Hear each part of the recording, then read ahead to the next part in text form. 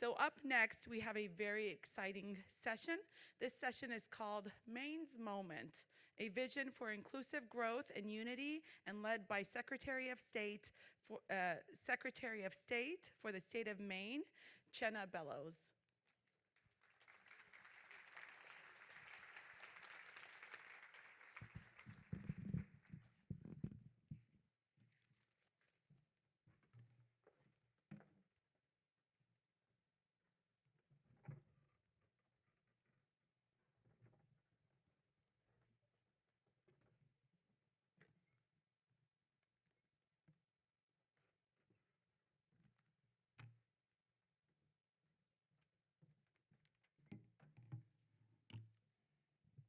So before we bring our esteemed guests, we would like to share a little bit about the work that Secretary of State has been doing, and it's my great privilege to get to work with her on the Permanent Commission for Women and Girls, and extremely grateful for all your support. So a little bit about Secretary of State Shenna Bellows is that she is the 50th Secretary of State and the first female Secretary of State for the state of Maine.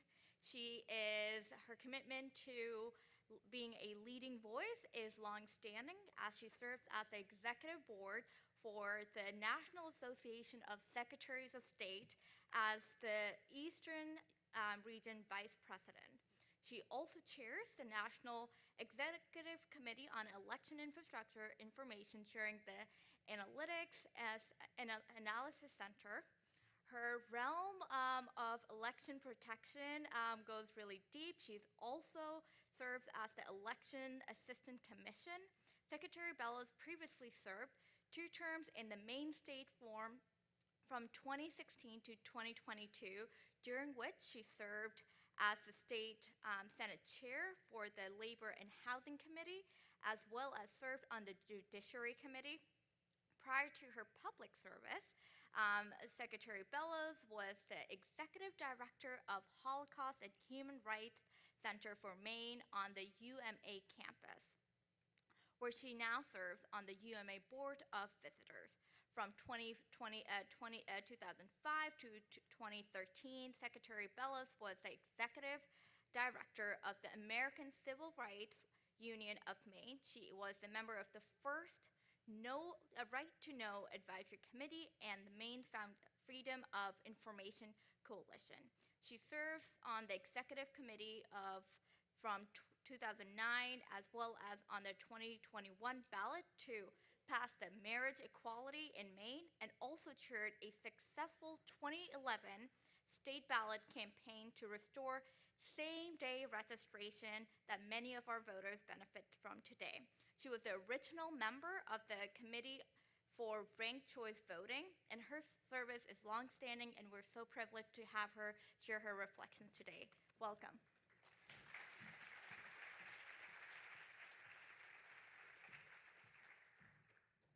Thank you so much for that lovely introduction.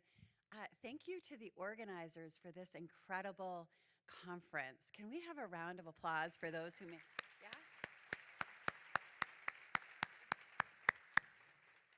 It is such a privilege and an honor to be here with you today in this pivotal moment for Maine and our nation.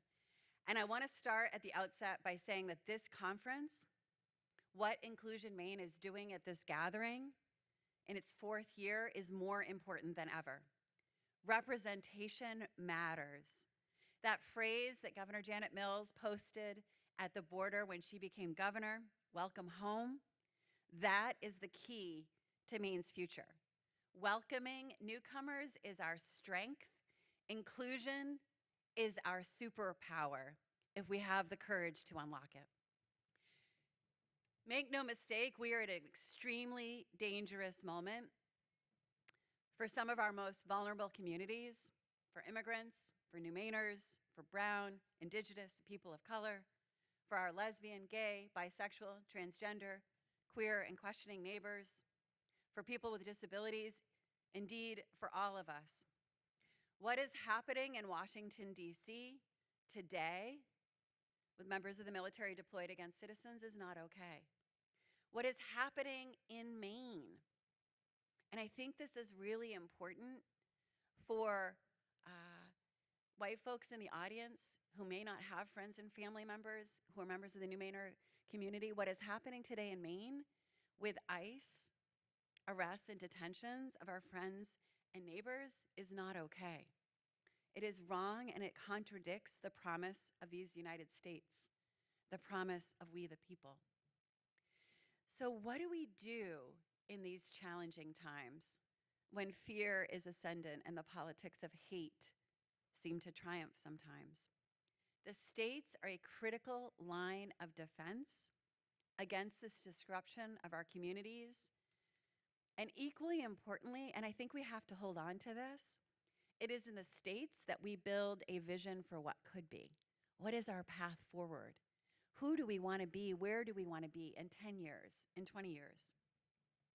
The call to meet our moment is not just a moral one. The call to meet the moment is rooted in our economic future, in the future for all of us, in what Maine can and should be. And the best way to meet the challenges of the moment, in fact, the only way to thrive, is to take the lessons of this conference, of all of the workshops and panels, that extraordinary panel that I just had the pleasure of hearing, take those into our workplaces, take those into our own communities, into our own spheres of influence, to make Maine truly a welcoming place, to make that more than a sign, more than a bumper sticker, but a reality all across our state. So in my remarks today, I'm going to open it up for time for some questions at the end, but I want to touch on the why inclusion matters, the what is Maine doing to fight back, to stand up for inclusion and unity, and the how we move forward as a state, and what we're doing in state government and what we still have to do. So first, the why. And honestly, I don't think I have to spend very much time on the why because all of you are here at the Inclusion Maine Conference. You each have your own personal why. But what I want to say is that our stories and our connections, our friendships, our joy, our relationships, that's what's going to power us forward in moments of difficulty, whether it's in the workplace or in our community or in society at large. So I want to share a little bit about my story, and I want to encourage you to reflect on your own story. And in lunch, and it's always the worst to be the keynote speaker between you and lunch, but at lunch, I encourage you to maybe engage in a little bit of storytelling. Who are your ancestors? Who brought you to this place? Who are the people in your lives that supported you in your endeavors so that you could be in this position of change making, in leadership, this position of power? Because the power that all of you have in your organizations, whether it's human resources or leading businesses or leading advocacy organizations, that is real power, the power to make change. For me, I grew up in Hancock, Maine, outside of Ellsworth, and we were really poor.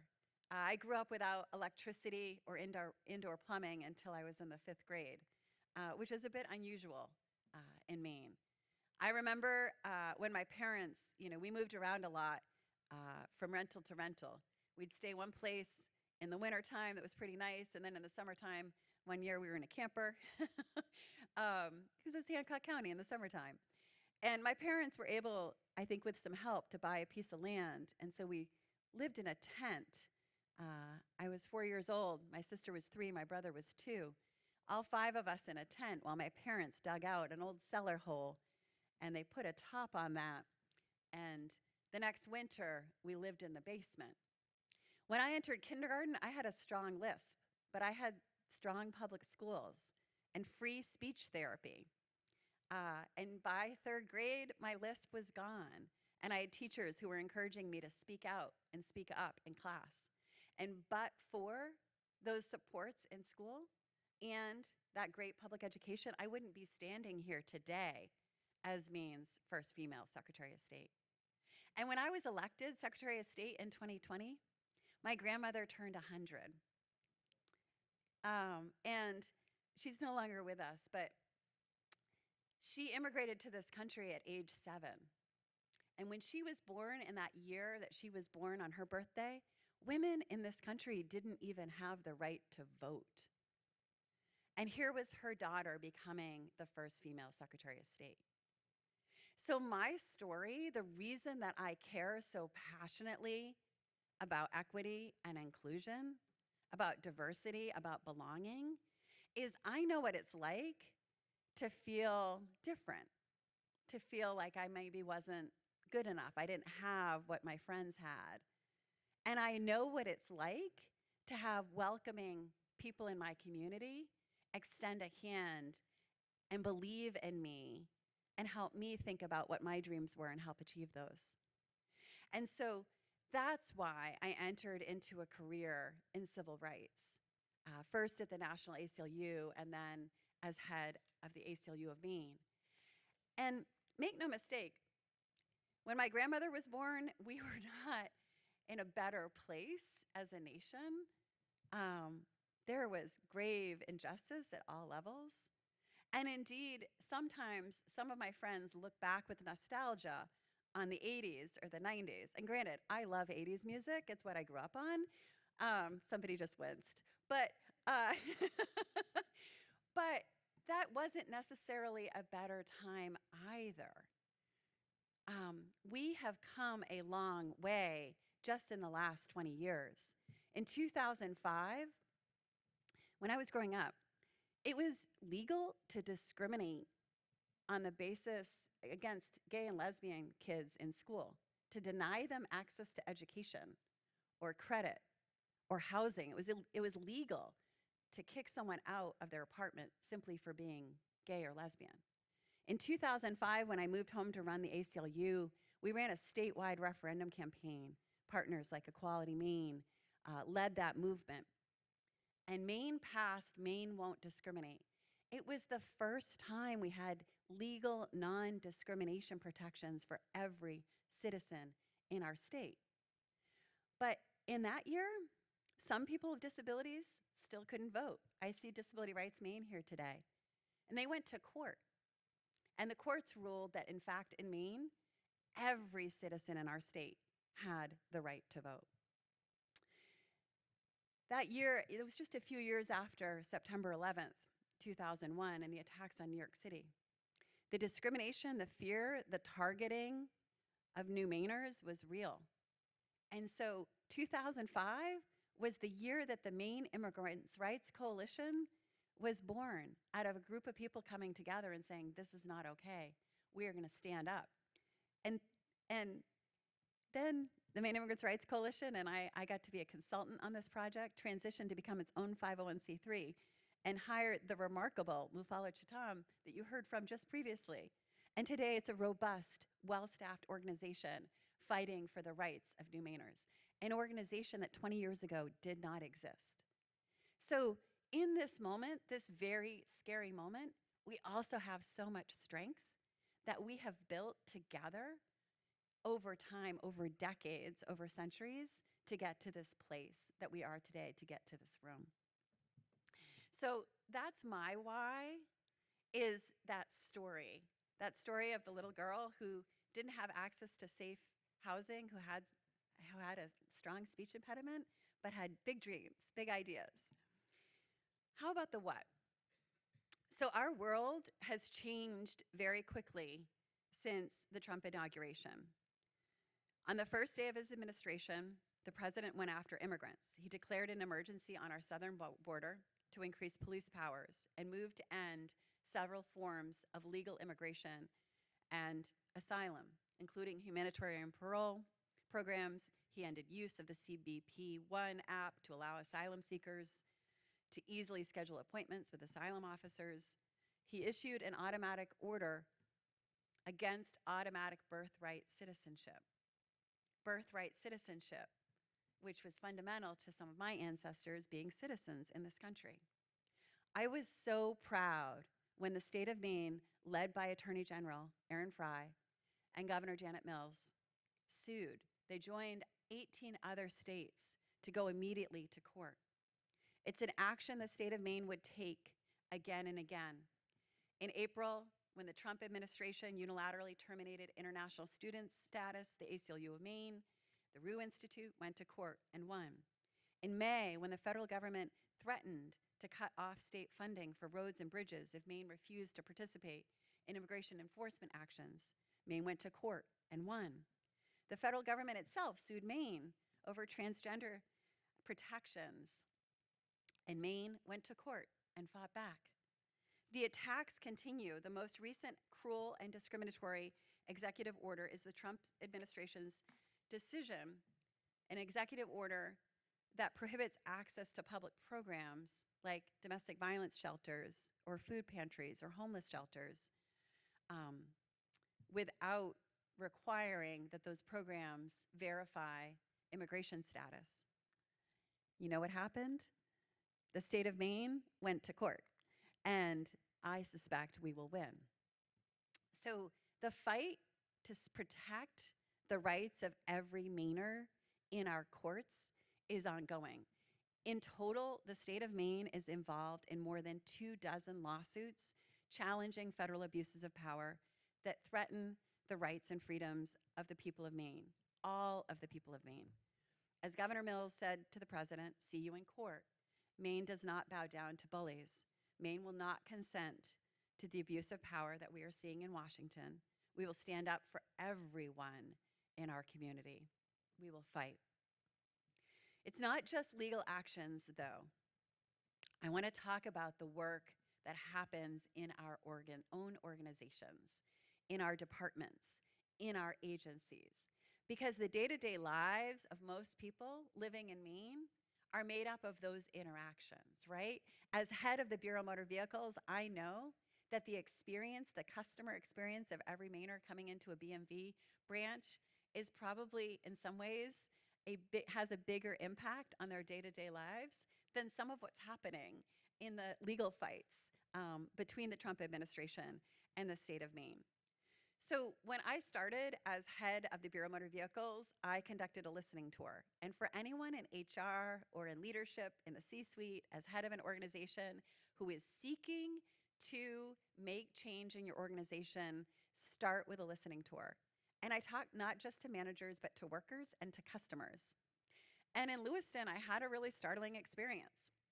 A group of Somali American women shared with me, they said, "Your people are making us feel like second-class citizens. You need to do a better job." So I did a few things. I immediately hired an immigration attorney. Now, why would the BMV need an immigration attorney? I wanted a legal expert. Some of you may know Beth Stickney. I wanted a legal expert to be a resource for new Mainers who were seeking a license or credential so that they could trust that we were going to ensure that we did everything under the law to extend licenses and credentials to those in need. The second thing that I did is I instituted training, mandatory training for the entire BMV in cultural communications, cross-cultural communications, in welcoming new Mainers, in transgender protections, in LGBTQ equality. The other thing that we did is we hired a couple of full-time trainers, and we had them train under the immigration attorney and under some of our consultants, and then we put them to work on a day-to-day basis, going around to the branches, working with our new employees, and also helping us rethink our recruitment procedures. I went out to community events. I went to the mosque in Lewiston to say, we want you to work for the BMV. And I say that here today. If you know people looking for work, we want people from all backgrounds to work at the Bureau of Motor Vehicles. And we've made real progress. It's not perfect, but we have procedures in place when there are problems to resolve those problems quickly. And we are working to make the Bureau of Motor Vehicles a more inclusive and more welcoming place. And we've been successful in hiring some real superstars who are also helping to transform our workplace. We also, and this is a credit to my predecessor, Matt Dunlap, we instituted the gender marker X on a license so people can identify in the way that they are and be themselves on a credential, on the license or the ID. And when the Trump administration issued their anti-transgender policies, we reissued our commitment to treating everyone fairly and equitably, no exception. So this is the second piece. It's about voice, standing up and using your voice to advocate for others. And then when the Department of Justice just came to us to ask us to turn over the sensitive personal voter information of every Mainer in the state, we said no. I said no very publicly. And now I'm pleased to report Secretaries of State across the country are also fighting back and saying no.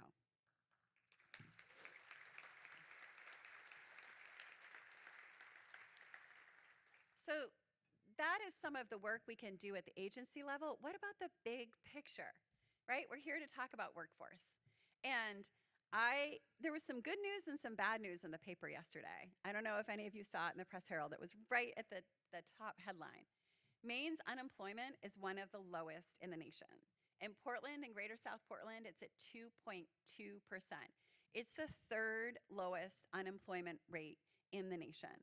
That means that people looking for jobs are able to find them if they want them. Now, who in this room is in HR? All right, that means people looking for workers are having a tough time. And here's the flip side of the coin in that news article. People who are looking, the workforce participation rate in Maine is not increasing. That means there are people in Maine who could work, but they've given up. They're sitting out. It also means we don't have enough workers to meet the needs of our future. And I encourage you to check out two potential resources. Maine's Economic Development Plan, written in 2020, titled Maine Economic Development Strategy, a focus on talent and innovation from 2020 to 2009. And the other resource is the Maine Development Foundation Indicator of Growth Report. Those two reports talk about what are our greatest economic opportunities and challenges. And this is the other piece that I want to share today, because inclusion is about being welcoming, it's about standing up for what's right and standing up for our neighbors, but it's also about visioning the future of Maine.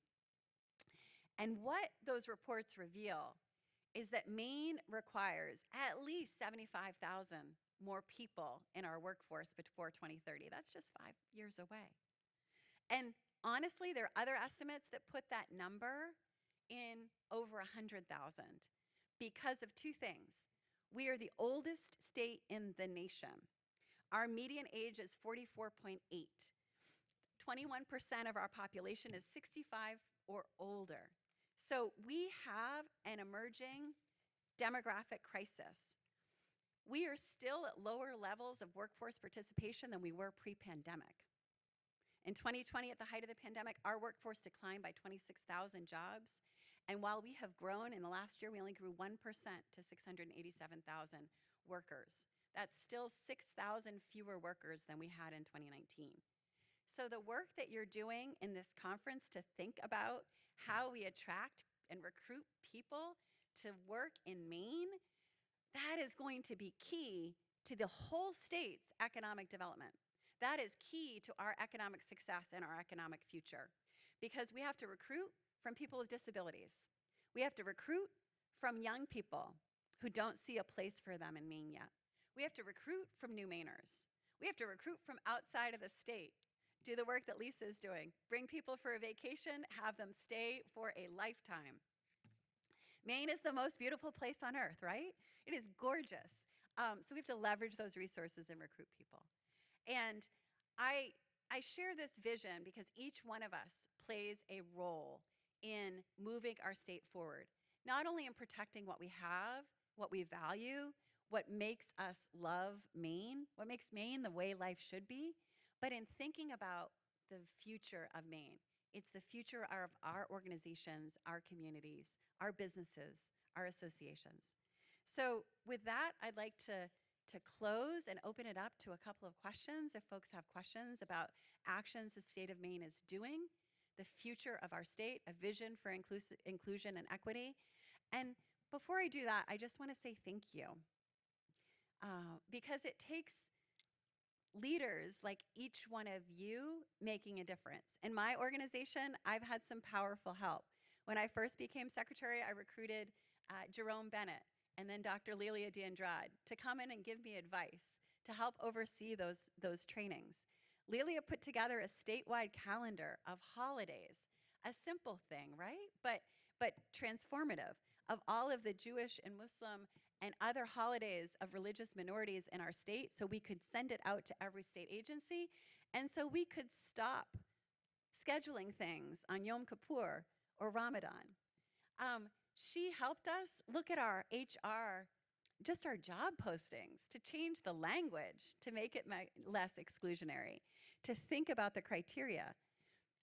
So individuals, each one of you in this room, I know in your organizations, you're already making change. You're helping your leadership, or you are the leadership that is making that change. And so from the bottom of my heart, and on behalf of the people of the state of Maine, I just want to say a huge individual thank you to every single one of you in this room for the work that you're doing. You're making a huge difference.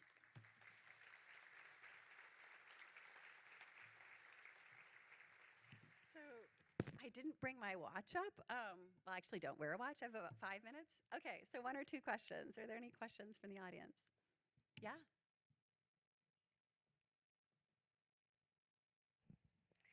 Could you share a little bit about what the state is doing to prepare Generation A to join the workforce?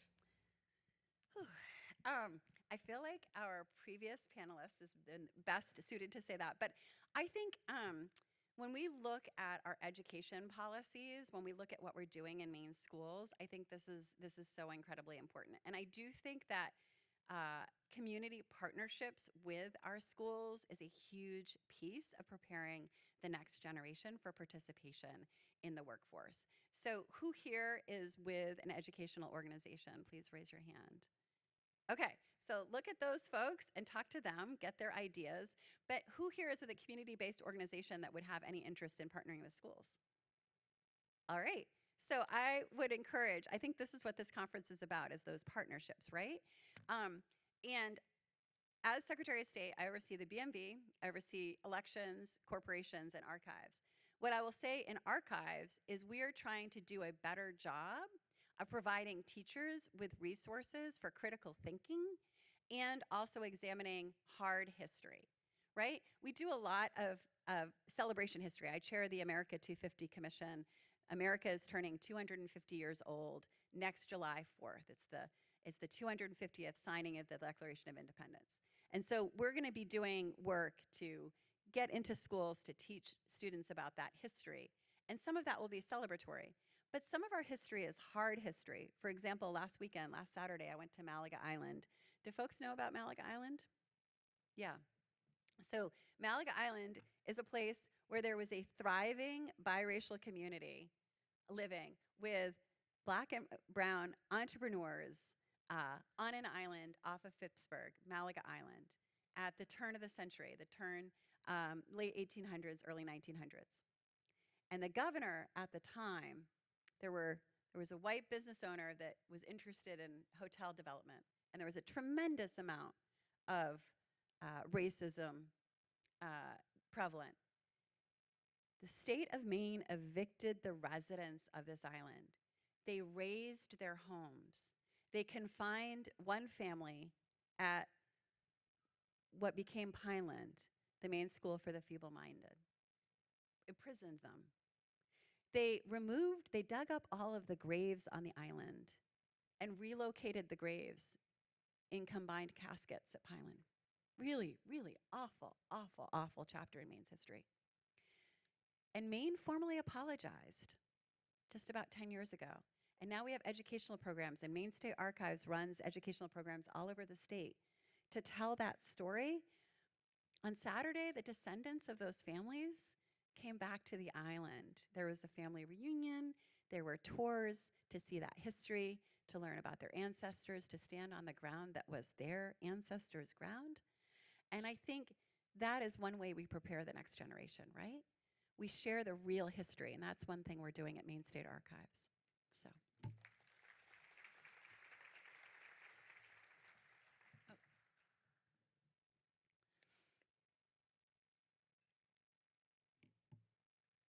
I know lunch is just about served, so I think, unfortunately, this is the last question, but I'm happy to stick around for a little bit and talk more Thank you very much. I'm Kristen Farnham. I work at Spurwink, which is a statewide behavioral health nonprofit.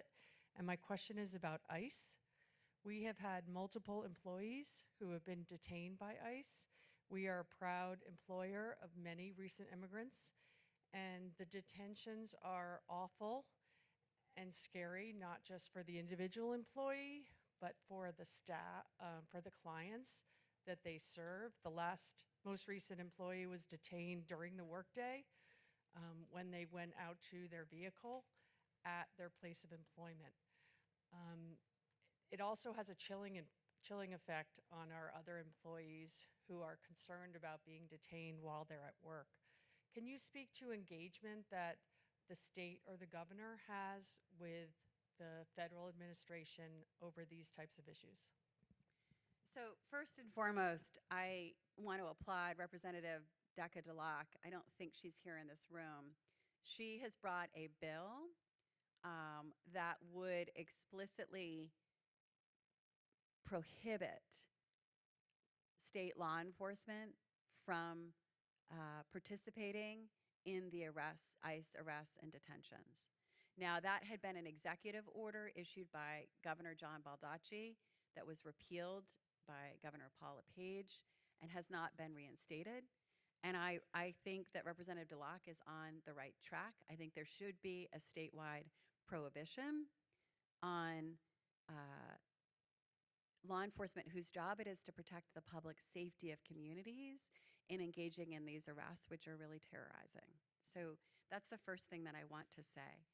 I know that the governor and the attorney general have been involved in suits against the administration's immigration policies. I am not aware that there have been suits against ICE at this time, and I think that is something the state should seriously consider because I am deeply concerned about it. And, you know, honestly, I'm sure everybody saw in the paper ICE detaining an officer, a law enforcement officer, right? And the police chief said, look, we used the federal system to verify his employment status. I'm sure many of you use E-Verify. It is not perfect. It sometimes prohibits people who are legally present from getting employed, but they were using the federal system. And the Department of Homeland Security said, well, that was irresponsible for them to have relied on the federal E-Verify system. That is insane. That is insane. So I think that's an example, a really good example, and I'm sure the detention and arrest of your employees, it seems like this is designed to terrorize people, to scare people, and it's having its intended effect. So I think the state can still do more, and I encourage folks to check out Representative DeLocke's legislation and get behind that, because I think that's would be a really important legal protection in our state. So, we're at time. Again, thank you very much. And I know one of the things that's really terrific about this conference, right, is a diversity of viewpoint. And I will say that when I started as Secretary of State, I was suddenly overseeing an organization of over 400 people from all walks of life, all political ideologies, all backgrounds. And the state civil service is by design nonpartisan. But coming out of the ACLU of Maine and the Holocaust and Human Rights Center of Maine, which were organizations that were mission-led, right? And the mission was civil rights. It was a really new experience for me to be working with people with completely different ideologies and figuring out how to work together. And for all the, are there HR professionals in the room? I want to share one experience. A customer complained about one of our employees and said, I'm really concerned that this employee is discriminating against me. So we did an HR investigation. The employee was completely embarrassed. She said, I didn't know what to say. I am so sorry. She was truly, truly apologetic. So we got her individual training. Instead of taking the punitive approach after the HR investigation, we took the coaching approach. That employee gets, no exaggeration, the most customer positive emails that I get from any employee in my department. It was transformative in a good way for her. it was a learning experience. So I think the conversations, if we let ourselves go deep, if we let ourselves mess up and hear that we've messed up, and all of us mess up, those can be transformative and really make a huge difference. So thank you for being willing to have those hard conversations. Take care, everybody.